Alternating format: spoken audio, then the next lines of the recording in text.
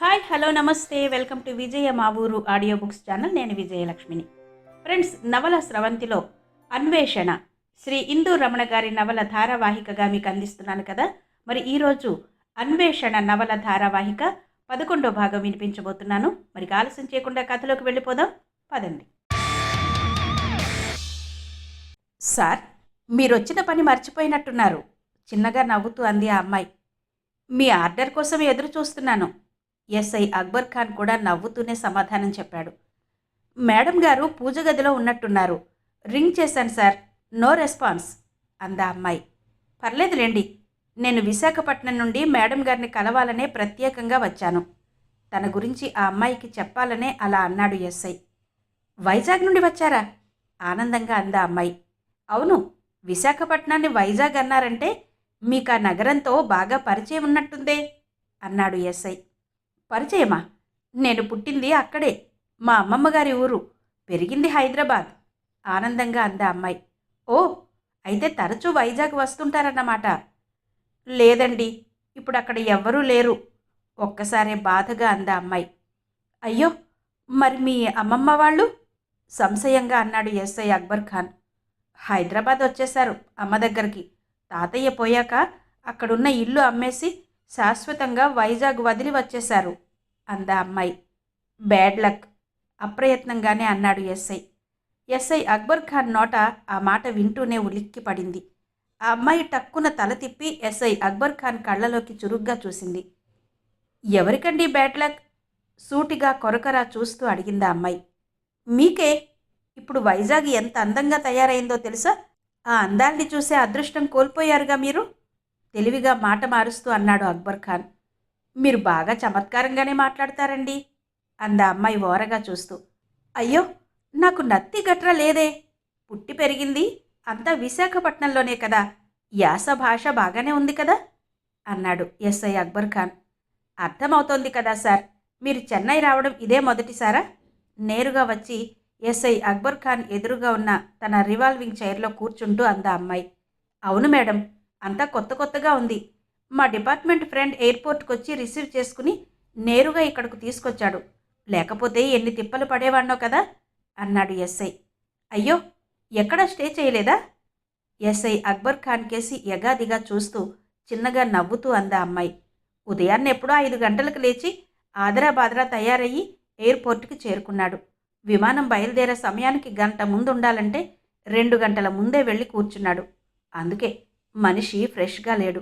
ఆ అమ్మాయి అలా యగాదిగా చూసేసరికి సిగ్గుతో కుంజించుకుపోయాడు ఎస్ఐ.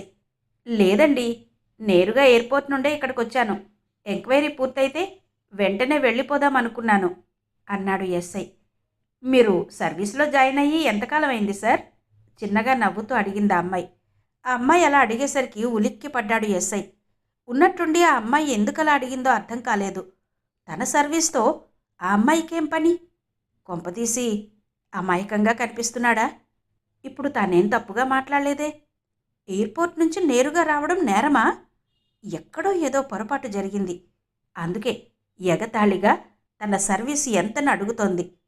25 ఏళ్లుంటాయేమో ఆ అమ్మాయికి, కానీ చాలా తెలివిగా మెచ్యూర్డ్గా మాట్లాడుతోంది. తనకంటే 5 ఏళ్ళు చిన్నే ఉంటుంది.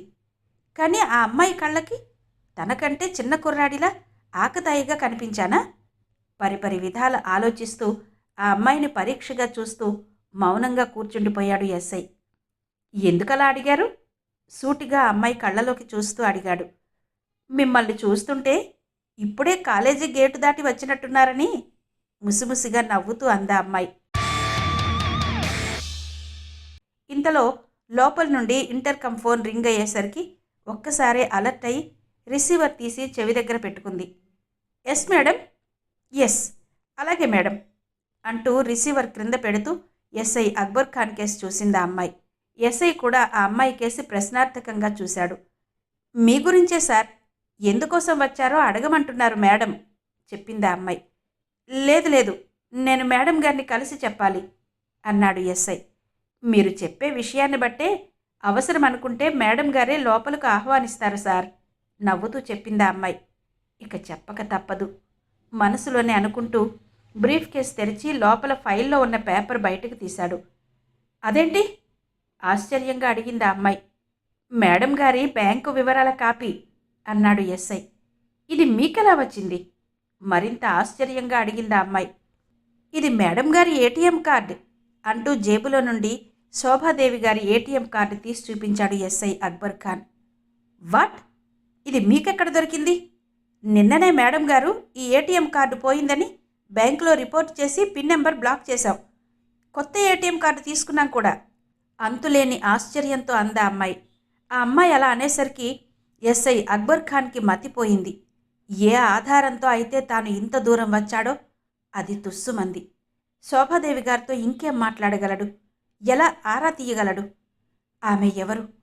మీ కార్డు ఆమె దగ్గరికి ఎలా వెళ్ళిందని అడగాలనుకున్నాడు. కానీ ఆ క్షణంలో ఆ విషయం తేల్చేసింది ఆ అమ్మాయి. అయినా లోపలికెళ్ళి శోభాదేవి గారిని కలవాలి, కలిసి ఏదో ఒకటి మాట్లాడాలి స్థిరంగా అనుకున్నాడు ఎస్ఐ అక్బర్ ఖాన్. చెప్పండి సార్, ఈ ఏటీఎం కార్డు మేడం గారికి అందచేయాలనే వచ్చారా? అడిగింది ఆ అమ్మాయి. కాదు కాదు, ఈ కార్డు ఒక హత్యా ప్రదేశంలో దొరికింది. ఆ విషయమై మాట్లాడాలని వచ్చాను. అబద్ధం చెప్పక తప్పదనుకుంటూనే అబద్ధం అతికినట్టు ఉండాలంటే గంభీరంగా ఉండాలని గొంతు బిగించి మరీ నెమ్మదిగా అన్నాడు ఎస్ఐ అక్బర్ ఖాన్. హత్య? అదిరిపడిందా అమ్మాయి. అవును అన్నాడు తెలివిగా వివరాలు చెప్పకుండా. ఎక్కడా, ఎప్పుడు, ఎవరు? టకటక అడిగిందా అమ్మాయి. ఆ విషయాలు మేడం గారితోనే మాట్లాడాలి స్థిరంగా అంటూ లేచి నిలబడ్డాడు ఎస్ఐ. ఎస్ఐ అక్బర్ ఖాన్ కేసి క్షణం తీక్షణంగా చూస్తూనే టక్కున ఇంటర్కమ్ రిసీవర్ తీసిందా అమ్మాయి. మేడం, చాలా ఇంపార్టెంట్ మ్యాటర్, వెరీ సీరియస్. ఆయన మీతోనే చెప్తానంటున్నారు. లోపలకు పంపించమంటారా? గాబరాగా అడిగిందా అమ్మాయి. ఆ అమ్మాయి ఆతృత, బాధ్యత చూసి మనసులోనే ముసిముసిగా నవ్వుకున్నాడు ఎస్ఐ. ఆ అమ్మాయి ఇంటర్కమ్ రిసీవర్ క్రెడిల్ చేసి ఎస్ఐ అక్బర్ ఖాన్ కేసి తిరిగింది. అప్పటికే ఎస్ఐ అక్బర్ ఖాన్ గదిలో నుండి వరండాలోకి వచ్చి టీవీగా బోర విరుచుకుని నిలబడ్డాడు. సార్, మీరు లోపలికి వెళ్ళొచ్చు. ఆ అమ్మాయి అనేలోపే ముఖద్వారం బార్లా తెరుచుకుంటూ లోపల నుండి ఒక వ్యక్తి ఆ అమ్మాయి దగ్గరకు వచ్చాడు. ఈయనే, తీసుకువెళ్ళు చెప్పింది ఆ అమ్మాయి. రండి సార్ అన్నాడు ఆ వ్యక్తి. అంటూనే ఎస్ఐ అక్బర్ ఖాన్ని వెంట పెట్టుకుని లోపలికి తీసుకెళ్లాడు. హాల్లో అడుగు పెడుతూనే ఉక్కిరి బిక్కిరయ్యి కళ్ళు తిరిగి పడిపోబోయాడు ఎస్ఐ. సంభ్రమాశ్చర్యాలతో స్థాణువులా నిలబడిపోయాడు. క్రికెట్ గ్రౌండ్లా గుండ్రంగా ఉంది. ఎటు చూసినా సుందరమైన అలంకరణ. మేడ మీదకు వెళ్ళడానికి హాలు మధ్యలో మెట్లు, అటు ఇటు చుట్టూ గదులు. మేడ మీద నుండి కాశ్మీర్ శాలువా కప్పుకుని ఒక పెద్దావిడ హుందాగా ఒక్కొక్క మెట్టు లెక్క పెడుతున్నట్టే అడుగులో అడుగులేసుకుంటూ నెమ్మదిగా మేడ దిగి వస్తోంది. ఆవిడే ఎర్రబిల్లి శోభాదేవి గారై ఉంటుంది. మనసులోనే అక్షరాలు కూడబలుక్కున్నాడు ఎస్ఐ అక్బర్ ఖాన్. శోభాదేవి మెట్లు దిగుతున్నప్పుడు చూశాడు.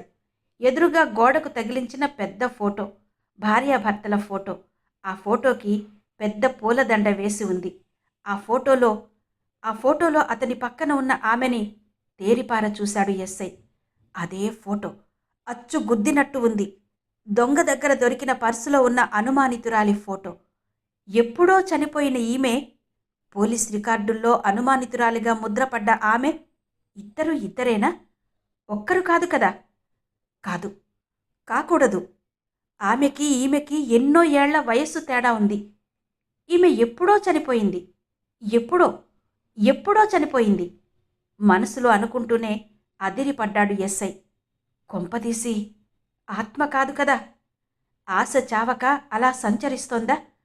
దెయ్యాలు, ఆత్మలు గుడులు, గోపురాలు, పరిసరాల్లో సంచరించవంటారు. మరి ఈమెలా ఉండే ఆమె 2-3 రోజులు దేవాలయ ప్రాంగణంలోనే గడిపింది కదా? దెయ్యాలు, భూతాలు చివరికి దేవుళ్లను కూడా భయపెట్టాలని తిరుగుతున్నాయా? కాదు, ఆమె దెయ్యం కాదు, భూతం కాదు. మరి ఎవరీమే? ఆలోచిస్తూ బొమ్మలా నిలబడిపోయాడు ఎస్ఐ. మీరేనా నన్ను కలవాలని వచ్చింది? దిగుతూనే అడిగింది శోభాదేవి. అవును మేడం చెప్పాడు అక్బర్ ఖాన్. కూర్చోండి. హుందాగా రాజదర్బార్లా ఉన్న హాల్లో సింహాసనంలా ఉన్న కుర్చీలో కూర్చుని ఎదురుగా కుర్చీలో ఎస్ఐ అక్బర్ ఖాన్ని కూర్చోమంటూ జారిపోబోతున్న కాశ్మీరీ శాలువను సర్దుకుంటూ చెప్పింది శోభాదేవి. చేతిలో ఉన్న బ్రీఫ్ కేస్ పక్కన పెట్టి చేతిలో ఉన్న ఏటీఎం కార్డు శోభాదేవికి కనిపించేలా పట్టుకుని కూర్చున్నాడు ఎస్ఐ. ఈ కార్డ్ అని ఎస్ఐ అక్బర్ ఖాన్ ఇంకా ఏదో చెప్పబోయే లోపలే, పోయింది, కొత్త కార్డు కూడా తీసేసుకున్నాం కదా, దీనికోసమే వచ్చారా? ఆశ్చర్యంగా అడిగింది శోభాదేవి. కాదు మేడం, కార్డు పోయి ఎన్నాళ్ళయిందో కనుక్కుందామని. శోభాదేవి కళ్ళలోకి సూటిగా చూస్తూ అడిగాడు ఎస్ఐ. ఎస్ఐ మాట వింటూనే తను కూర్చున్న కుర్చీ పక్కనే ఉన్న బజర్ నొక్కింది శోభాదేవి. చెప్పండమ్మా. ఎక్కడి నుండి వచ్చాడో క్షణాల్లో ప్రత్యక్షమై వినయంగా చేతులు కట్టుకుని నిలబడి అడిగాడు సర్వెంట్. మనోరమ దగ్గర నా పేరు ఉన్న ఏటీఎం కార్డులన్నీ అడిగి తీసుకురా అంది శోభాదేవి చాలా హుందాగా. క్షణంలో అతను హాలు బయట పోర్టుకోలో ఉన్న అమ్మాయి దగ్గరకు వెళ్ళి ఏటీఎం కార్డులన్నీ పేక దస్తాలా పేర్చి పట్టుకొచ్చాడు. శోభాదేవి చేతికివ్వగానే అవన్నీ వారి మధ్య ఉన్న టీపై మీద పేక ముక్కల్లానే సర్రున పరిచింది. దాదాపు 15-20 ఉంటాయి అనుకున్నాడు ఎస్ఐ. చెప్పండి, ఇన్ని కార్డుల్లో ఏది ఎప్పుడు ఎక్కడ మర్చిపోయామో ఎలా గుర్తుంటుంది? చిన్నగా నవ్వుతూనే అడిగింది శోభాదేవి. కార్డు పోయింది సరే, మరి పిన్ నెంబర్ ఎలా పోతుంది మేడం? తన మనసులో ఉన్న అనుమానం బయటపెట్టాడు ఎస్ఐ. ఆ ప్రశ్నకు ఉలిక్కి పడింది శోభాదేవి. మేమెప్పుడూ ఏటీఎం సెంటర్కి వెళ్ళము. ఎప్పుడన్నా విహారయాత్రకి వెళ్ళినప్పుడు, ఎక్కడికన్నా పనుండి పై ప్రాంతాలకు వెళ్ళినప్పుడు ఈ ఏటీఎంను వెంట పెట్టుకెళ్తాము. ఎప్పుడన్నా ఎక్కడన్నా జారిపోయి ఉండొచ్చు. గుర్తు కోసం ఏటీఎం నెంబర్లు చిన్న పేపర్ మీద రాసుకెళ్తూ ఉంటాను. అది కూడా ఈ కార్డుతో పోయి ఉండొచ్చు. అయినా నాకు కలగని ఆందోళన, బాధ మీకెందుకండి? సీరియస్గా అంది శోభాదేవి. పోలీసులు కదండి, ఇది మా బాధ్యత. మీ డబ్బు పోతే పర్వాలేదు, కొందరి ప్రాణాలకే ముప్పు తెచ్చిన కార్డు ఇది. చావులకు సంబంధించిన ఎంక్వైరీ అన్నాడు ఎస్ఐ అక్బర్ ఖాన్. చావులా? ఎవరు ఎప్పుడు చేయబడ్డారు? ఒక్క ఉదుటున కుర్చీలో నుండి లేచి ఆందోళనగా అడిగింది శోభాదేవి. ఇదిగోనండి ఈమె అంటూ జేబులో ఉన్న ఫోటో తీసి చూపించాడు ఎస్ఐ అక్బర్ ఖాన్. ఆతృతగా ఎస్ఐ దగ్గర ఫోటో తీసుకుని చూసి టక్కున కింద పెట్టింది శోభాదేవి. ఆందోళనగా కుర్చీలో కూలబడిపోయింది. అయ్యో, ఇది మా మహాశ్వేత ఫోటో కదా, మీకెలా వచ్చింది? తేరుకుని బాధగా అడిగింది శోభాదేవి. మహాశ్వేత? ఈమె మీకేమవుతుంది? ఉత్సుకతతో అడిగాడు ఎస్ఐ. నా మేనకోడలు, కళ్ళలో నీళ్లు దించుకుంటూ అంది. ఇప్పుడెక్కడున్నారు అడిగాడు ఎస్ఐ. ఇప్పుడెక్కడుంటుంది? స్వర్గంలో ఉంటుంది. మా మహాతల్లి బహుశా స్వర్గంలోనే ఉండి ఉంటుంది. కళ్ళలో ధారగా కారుతున్న కన్నీళ్లని కుర్చీ దండం మీద చిన్న కర్చీఫ్తో తుడుచుకుంటూ అంది శోభాదేవి. వాట్? మీరంటున్నది నాకు అర్థం కావడం లేదు, కొంచెం వివరంగా చెప్పండి అడిగాడు ఎస్ఐ అక్బర్ ఖాన్. 4 రోజుల క్రితమే చనిపోయింది బాబు, వేదనగా అంది శోభాదేవి. నిజమా? ఎస్ఐ అక్బర్ ఖాన్కి మతిపోయింది. ఆ ఫోటోలో ఉన్నది? కుతూహలంగా అడిగాడు. మహాశ్వేత తల్లిదండ్రులు. తల తిప్పి ఫోటోకేసి చూస్తూ చెప్పింది శోభాదేవి. మీ మేనకోడలు మహాశ్వేత చనిపోలేదు, స్థిరంగా అన్నాడు ఎస్ఐ. చనిపోలేదా? ఒక్కసారే దిగ్గున తల ఎత్తి ఎస్ఐ అక్బర్ ఖాన్ కేసి చూస్తూ అడిగింది శోభాదేవి. ఎస్, బ్రతికే ఉందామే, నొక్కి చెప్పాడు ఎస్ఐ. మీకు పిచ్చా అంటూనే మళ్ళీ కుర్చీ పక్కన ఉన్న బజర్ నొక్కింది శోభాదేవి. మళ్ళీ క్షణాల్లో సర్వెంట్ చేతులు కట్టుకుని ప్రత్యక్షమయ్యాడు. ఇంతసేపు ఎక్కడ నిలబడ్డాడో, ఏ మూల దాక్కున్నాడో, బెల్ కొట్టగానే రెక్కలు కట్టుకుని వాలిపోతున్నాడు. మనసులోనే అనుకున్నాడు ఎస్ఐ. మనోరమని అడిగి, అమ్మగారు చనిపోయినప్పుడు పేపర్లలో వచ్చిన వార్తలన్నీ అడిగి పట్రా హుకుం జారీ చేసింది శోభాదేవి. అరక్షణంలో ఒక ఫైలు చేత్తో పట్టుకుని పరుగున వచ్చాడు సర్వెంట్. అదిగో ఆయనకివ్వు అంది శోభాదేవి. సర్వెంట్ తెచ్చిన ఫైలు ఎస్ఐ అక్బర్ ఖాన్ ముందున్న టీపై మీద వినయంగా ఉంచి అంతే వినయంగా వెనక్కి వెళ్ళిపోయాడు. ఆతృతగా ఫైల్ తీసి చూస్తూనే షాక్ తగిలిన వాడిలా కుర్చీకి చేరగిలబడిపోయాడు ఎస్ఐ. 4 రోజుల క్రితం నాటి స్థానిక పేపర్లు ప్రముఖంగా మొదటి పేజీల్లోనే రాశారు. Yalamanchili group of companies chairperson Shrimati Mahasweta Devi ఆంధ్రప్రదేశ్లో గల అరకు లోయకు విహారానికి వెళ్ళి అక్కడ జరిగిన ఒక ఘోరమైన రోడ్డు ప్రమాదంలో చనిపోయారు. ఆమె భర్త Yalamanchili group of company managing director Tallapudi Harishchandra Prasad కూడా అరకు లోయలోనే ఆమెతో పాటు విహారానికి వెళ్లారని తెలిసింది. భార్యాభర్తలు విహారయాత్రకి అరకు లోయకు వెళ్ళి 2 రోజులైంది. చైర్పర్సన్ శ్వేతాదేవి ఒక్కరే ట్యాక్సీలో వెళ్లారని, కారు అదుపు తప్పి లోయలో పడిపోయిందని తెలుస్తోంది.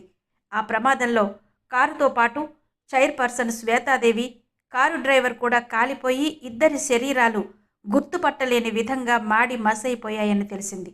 అయితే ఇది నిజంగా రోడ్డు ప్రమాదమేనా, లేదా కావాలనే ఎవరైనా మహాశ్వేతాదేవిని ప్రమాదానికి గురిచేసి చంపేశారా అన్న కోణంలో కూడా పోలీసులు కేసు నమోదు చేసి దర్యాప్తు చేస్తున్నట్టు తెలుస్తోంది. వార్తంతా చదివి అదిరిపడ్డాడు ఎస్ఐ. వార్తతో పాటు ఆమె బ్రతికి ఉన్నప్పుడు చైర్పర్సన్గా హుందాగా కుర్చీలో కూర్చున్న ఫోటో ప్రచురించారు.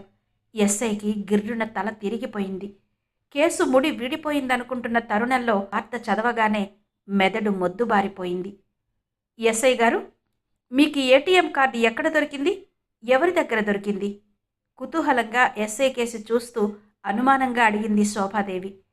ఒక యాచక కుర్రాడి దగ్గర దొరికింది మేడం అన్నాడు నిర్లిప్తంగా. ఆమె ఎవరో తను చూడలేదు. చూసిన సాక్షులు చెప్పిందే నిజమని నమ్మి పరిశోధనలో ఇంతవరకు వచ్చాడు. ఇప్పుడు ఏది నిజమో ఏది అబద్ధమో తేల్చుకోలేని విషమ పరిస్థితి. కానీ తనెలా ముందుకెళ్ళాలి? ఆలోచనలతో మౌనంగా ఉండిపోయాడు. మీ సెల్ నెంబర్ ఇందులో ఫీడ్ చేయండి అంటూ తన cell phone SI Akbar Khan చేతికిచ్చింది శోభాదేవి. శోభాదేవికి తన సెల్ నెంబర్ ఎందుకు? ఒక్క క్షణం ఆలోచనలో పడ్డాడు ఎస్ఐ. కానీ యాంత్రికంగానే నెంబర్ ఫీడ్ చేసి తిరిగి సెల్ శోభాదేవి చేతికిచ్చేశాడు. మీరిక నాతో మాట్లాడాల్సింది ఏమీ లేదు కదా? కుర్చీలో నుండి లేచి నిలబడుతూ అంది శోభాదేవి.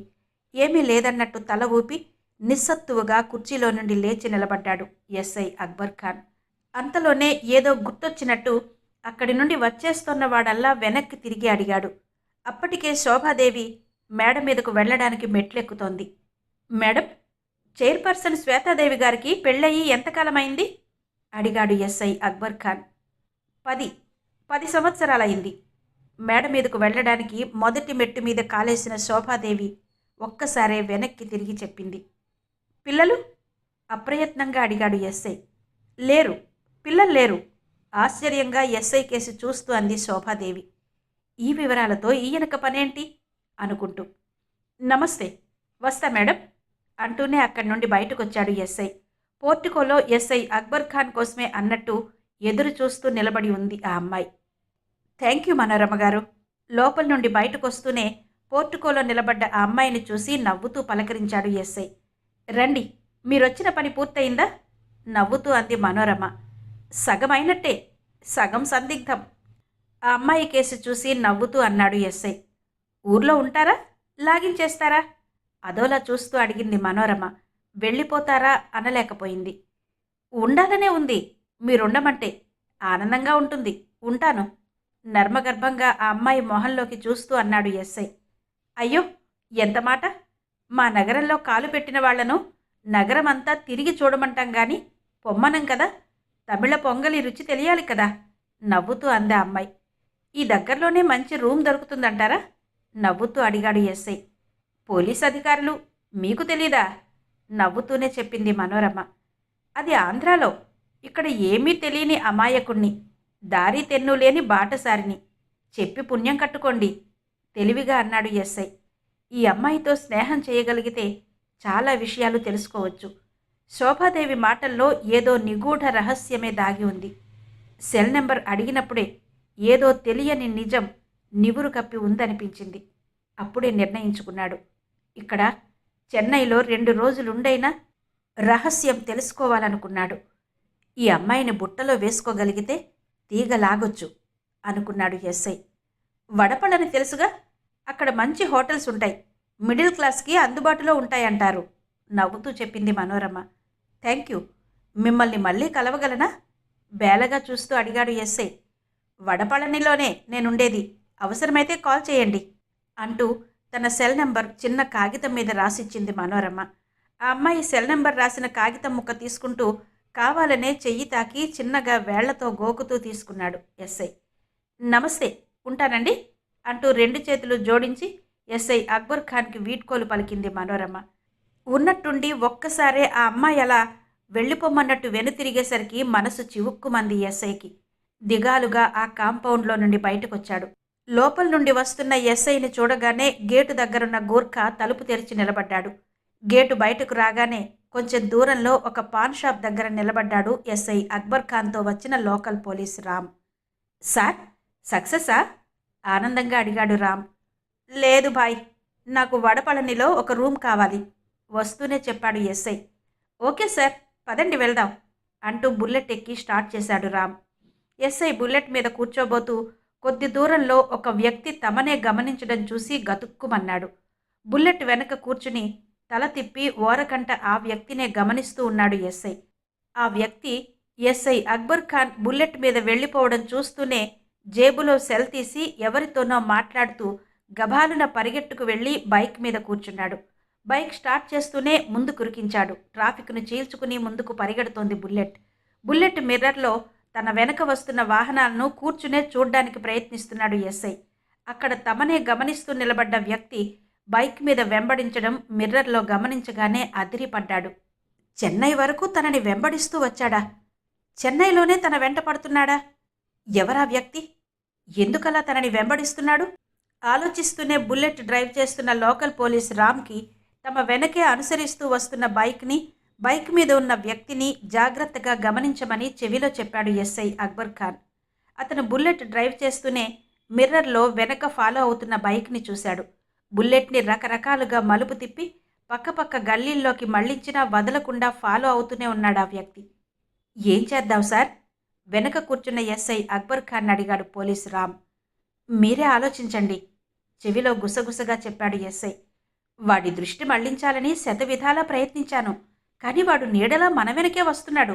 ఎలా? వడపళనికి పోనివ్వనా? అడిగాడు పోలీస్ రామ్. వెళ్ళండి, వాడికి మనం భయపడ్డం ఎందుకు? మొండిగా అన్నాడు ఎస్ఐ. అంతే, బుల్లెట్ని వడపళనికేసి మళ్లించాడు రామ్. వెనుక వస్తున్న బైక్ కూడా వారి వెంటే మలుపు తిరగడం ఇద్దరూ గమనించారు. వడపళనిలో లాడ్జ్ ముందుకు వెళ్లే దారిలో టక్కున ఒక షాప్ ముందు బుల్లెట్ ఆపేశాడు రామ్. బైక్ మీద ఫాలో అవుతున్న వ్యక్తి కూడా బుల్లెట్ ఆగగానే అక్కడికి దగ్గరలోనే ఆపి బైక్ మీద కూర్చున్నాడు. బుల్లెట్ స్టాండ్ వేసి వెనక ఫాలో అవుతున్న వాడి దగ్గరకు వెళ్ళి పట్టుకుని 4 పీకాలనుకున్నాడు రామ్. ఏం సార్, బుల్లెట్ ఆపేశారు? బండి దిగుతూ అన్నాడు ఎస్ఐ. వాడెవడో, దగ్గరికెళ్ళి 4 తగిలించి వస్తానుండండి అంటూనే బుల్లెట్ స్టాండ్ వేసి గబగబా ఆ వ్యక్తి దగ్గరకు వెళ్ళాడు రామ్. ఆ వ్యక్తి దగ్గరకు వెళ్తున్న రామ్ కేసి చూస్తూ నిలబడ్డాడు ఎస్ఐ అక్బర్ ఖాన్. వీడెవడండి బాబు, గుండెలు తీసిన బంట్లా ఉన్నాడు. వాడెవడో, ఎందుకు ఫాలో అవుతున్నాడో, అసలు కావాలనే ఫాలో అవుతున్నాడో లేక యాదృచ్ఛికంగా ఫాలో అవుతున్నాడో ఏదీ నిర్ధారణ చేసుకోకుండా అంత దర్జాగా, ధీమాగా, ధైర్యంగా ఎటాక్ ఇవ్వడానికి వెళ్తున్నాడు. యూనిఫామ్లో ఉన్నా బాగుండేది, మఫ్టీలో ఉన్నాడు. పోలీసుల్ని గుర్తుపడితే కదా ఎవరైనా మర్యాదిస్తారు, గౌరవంగా తప్పుకుంటారు. పరిపరి విధాల ఆలోచిస్తూనే ఆ వ్యక్తి దగ్గరకు వెళ్తున్న లోకల్ పోలీసుని చూస్తూ నిలబడ్డాడు ఎస్ఐ. అక్కడ దృశ్యం చూడగానే ఒక్కసారిగా అదిరిపడ్డాడు ఎస్ఐ అక్బర్ ఖాన్. ఆ వ్యక్తి దగ్గరకు వెళ్ళిన రామ్ వినయంగా సెల్యూట్ చేసి వంగి వంగి నమస్కారాలు చేస్తూ నిలబడ్డాడు. ఆ వ్యక్తి గర్వంగా తల ఎగరేస్తూ నిలబడి జేబులో నుండి సిగరెట్ తీసి స్టైల్గా వెలిగించి బలంగా ఒక్క దమ్ములాగి ఆ పొగ ఎదర నిలబడ్డ రామ్ మొహం మీద వదులుతున్నాడు. అప్పుడు ఆ వ్యక్తిని తదేకంగా చూస్తూనే ఉలిక్కిపడ్డాడు ఎస్ఐ. ఆ వ్యక్తిని ఓ అరగంట ముందే చూశాడు. కండలు తిరిగిన బాడీ, జెండా కొయ్యలా పొడవుగా బలిష్టంగా ఉన్న అతడు ఎస్, Yalamanchili group of chairman Harishchandra Prasad బాడీగార్డుల్లో ఒకడు, బౌన్సర్. ఆ బౌన్సర్కా రామ్ వంగి వంగి దండాలు పెడుతున్నాడు. ఆశ్చర్యంగా అవాక్కయి బుల్లెట్కి చారగిలబడిపోయాడు ఎస్ఐ. వడపళని సెంటర్లో లాడ్జీలో దిగాడు ఎస్ఐ. లాడ్జీలో దించేసి రామ్ వెంటనే వెళ్ళిపోతూ ఎస్ఐ అక్బర్ ఖాన్ అడక్కపోయినా అతనే చెప్పాడు. సార్, ఆ గూండాగాడితో చాలా జాగ్రత్తగా ఉండండి. వాడి దృష్టి మీ మీదే ఉంది. వాడిక్కడ పేరు మోసిన గూండా, హంతకుడు. వాడికి తమిళనాడు రాజకీయ నాయకుల అండదండలే కాదు, బడా బడా వ్యాపారాలు, పెద్ద పెద్ద పోలీస్ అధికారుల అండ కూడా ఉంది. జాగ్రత్తగా ఉండండి వెళ్తూ చెప్పాడు. ఎస్ఐ అక్బర్ ఖాన్కి తల తిరిగిపోయింది. తన మీద నిఘా పెట్టారంటే ఈ కేసు ఎంత జటిలమైనదో అర్థమవుతోంది. విశాఖపట్నం నుండి చెన్నై వరకు వచ్చింది ఒకే ఒక్క చిన్న ఆధారంతో. అది కూడా ఎందుకు పనికిరానిదైపోయింది. అసలు ఇంతకీ ఆమె ఎవరు? ఇక్కడ శోభాదేవి గారు చెప్పినట్టు మహాశ్వేతాదేవి నెల క్రితమే చనిపోతే ఆమెలాగా ఉన్న ఈమె ఎవరు? ఆలోచిస్తూనే రూంలో అటూ ఇటూ పచార్లు చేస్తున్నాడు. వడపళనిలో చాలా పెద్ద హోటల్ ఇదేలాగుంది. 5 అంతస్తుల భవనం, 5వ ఫ్లోర్ ఇచ్చారు. ఒక్కరే ఉంటారంటేనే ససేమిరా రూములు లేవని ఎంత యాగి చేశాడో. రూల్స్ ఒప్పుకోవంటాడు. తన ఉనికి తెలియకూడదని సాధారణ వ్యక్తుల్లా వెళ్ళి రూమ్ అడగాలని ముందే నిర్ణయించుకున్నారు. హోటల్ వాడు రూమ్ ఒంటరిగా వచ్చేవాళ్లకు ఇవ్వలేమని, ఏదైనా జరిగితే మాకు ప్రమాదమని తేల్చి చెప్పాడు. చివరికి తన ఉనికి బయట పెట్టక తప్పలేదు. లోకల్ పోలీస్ కూడా తన ఐడెంటిటీ కార్డు తీసి చూపించాడు. తను కూడా తన ఐడి కార్డు చూపిస్తే గాని ఆ హోటల్లో గది ఇవ్వడానికి అంగీకరించలేదు. ఎంత ఘోరం! మనసులోనే అనుకున్నాడు ఎస్ఐ అక్బర్ ఖాన్. రూంలో దిగాక అసహనంగా లోకల్ పోలీస్ మీద అరిచాడు ఎస్ఐ. ఏంటి సార్, మీరున్నా వాడు అంత యాగి చేశాడు అన్నాడు. వాడి రూల్స్ వాడికుంటాయి కదండీ అన్నాడు రామ్. గొప్పగా చెప్పారే. ఒంటరిగా ఎంతమంది రారు? రైల్వే స్టేషన్లో బ్రోకర్లు బెటర్ సార్, ఈజీగా రూమ్ ఇప్పిస్తారు అసహనంగా అన్నాడు ఎస్ఐ అక్బర్ ఖాన్. అది వాళ్ళ పర్సనల్ రిస్క్ మీద ఇస్తారండి. ఎవరైనా గదిలో చనిపోతే ఎన్ని ఆరాలు తీస్తాం? ఒంటరిగా వచ్చిన వాళ్ళకి ఎందుకు రూమ్ ఇచ్చావని మనమేగా లాడ్జీ యజమానుల్ని నిలదీస్తాం. అడ్రస్ ప్రూఫ్లు తీసుకుంటే గాని వాళ్ళు కూడా రూమ్లు ఇవ్వకూడదు. మనకు తెలియదేముంది సార్ అన్నాడు రామ్. అవసరం అనుకుంటే కాల్ చేస్తే అరగంటలో దగ్గరుంటానని చెప్పి వెళ్ళిపోయాడు రామ్. అప్పట్నుండి అసహనంగా ఆలోచిస్తూనే రూంలో అటూ ఇటూ తిరుగుతున్నాడు ఎస్ఐ. ఇంతలో సెల్ రింగ్ అయింది. గభాల్న వెళ్ళి టీవీ పక్కనే పెట్టిన సెల్ తీసి చూశాడు. కొత్త నెంబర్ సెల్లో ఫీడ్ అయ్యలేదు. ఎవరై ఉంటారబ్బా అనుకుంటూ సెల్ చెవి దగ్గర పెట్టుకున్నాడు. హలో, నెమ్మదిగా అన్నాడు ఎస్ఐ అక్బర్ ఖాన్. సార్, నేను యలమంచిలి హౌస్ నుండి మాట్లాడుతున్నాను. తీయగా ఉంది గొంతు. ఆ అమ్మాయే అనుకున్నాడు. చెప్పండి హుందాగా అన్నాడు. మీకు రేపు తీరికవుతుందా ఉదయం అడిగింది మనోరమ. ఎందుకో హాస్యంగా అడిగాడు ఎస్ఐ. మీతో మా శోభాదేవి మేడం రహస్యంగా కలవాలనుకుంటున్నారు. మీకు నాకు తప్ప ఈ విషయం వేరెవరికీ తెలియకూడదన్నారు నెమ్మదిగా చెప్పిందా అమ్మాయి మనోరమ. మనోరమ చెప్పింది వింటూనే ఒక్క క్షణం ఆశ్చర్యపోయాడు. మరుక్షణం ఆనందంతో ఉప్పొంగిపోయాడు. ఏదో విషయముంది, అందుకే శోభాదేవి గారే కలవాలనుకుంటున్నారు. మనసులోనే పరిపరి విధాల ఆలోచించాడు ఎస్ఐ. ఎస్, నేను ఫ్రీగానే ఉంటాను. ఎక్కడ కలవమంటారో కనుక్కోండి అన్నాడు. ఆ విషయం మీకు నేను సాయంత్రం చెప్తాను సార్. ఇది నా సెల్ నెంబర్, సేవ్ చేసుకోండి. నేను డ్యూటీ దిగి ఇంటికొచ్చే ముందు కాల్ చేస్తాను, సరేనా అంది మనోరమ. ఓ, అంతకన్నా అదృష్టమా? దేవతే దిగి వస్తానంటే ఈ భక్తుడు 1000 కళ్లతో ఎదురుచూస్తూ కూర్చోడా? ఆ అమ్మాయి తనే వచ్చి కలుస్తానని చెప్పేసరికి మరింత సంబరపడిపోయాడు ఎస్ఐ అక్బర్ ఖాన్. ఆయనకి తెలియకుండానే ఆయనలోని భావుకుడు ప్రేమికుడై విజృంభించేశాడు. సార్, సార్, మీరు చేస్తున్న ఉద్యోగానికి మీ మాటలకి ఎక్కడా పొంతన కనిపించడం లేదు. కొంపదీసి ఈ పైత్యంలో కలలు కంటూ అసలు విషయం మర్చిపోకండి. సాయంత్రం 5వ గంటకి ఇక్కడ డ్యూటీ దిగగానే కాల్ చేస్తాను. అప్పుడు ఎక్కడ కలవాలో చెప్పండి. బై అంటూ టక్కున ఫోన్ పెట్టేసింది మనోరమ. ఎస్ఐ మనసంతా ఉల్లాసంగా ఉంది. ఒకవైపు ఎంతో జటిలమైపోతోందన్న కేసు ఒక కొలిక్కి వచ్చే సూచనలు కనిపిస్తున్నాయి. మరోవైపు తనకే తెలియకుండా ఇష్టపడుతున్న మనోరమ తనే స్వయంగా వచ్చి కలుస్తాననడంతో ఉప్పొంగిపోయాడు. ఆ అమ్మాయిలో ఏదో తెలియని ఆకర్షణ, మాటల్లోనో చూపుల్లోనో రూపంలోనో ఏమో, కానీ ఎస్ఐ అక్బర్ ఖాన్ ఆ అమ్మాయి పట్ల ఆకర్షితుడైపోయాడు. 30 ఏళ్లు మీద పడ్డ, 5 ఏళ్లుగా ఉద్యోగం చేస్తున్నా ఇన్నాళ్ళు పెళ్లి ధ్యాస పట్టలేదు. డ్యూటీ డ్యూటీ డ్యూటీ, అదే ధ్యాస అదే ధ్యానంలో గడుపుతున్నాడు. ఎక్కడ విశాఖపట్నం, ఎక్కడ చెన్నై, అది పరిశోధనలో భాగంగా వస్తే ఈ అమ్మాయి ఎదురు కావాలా? అయింది.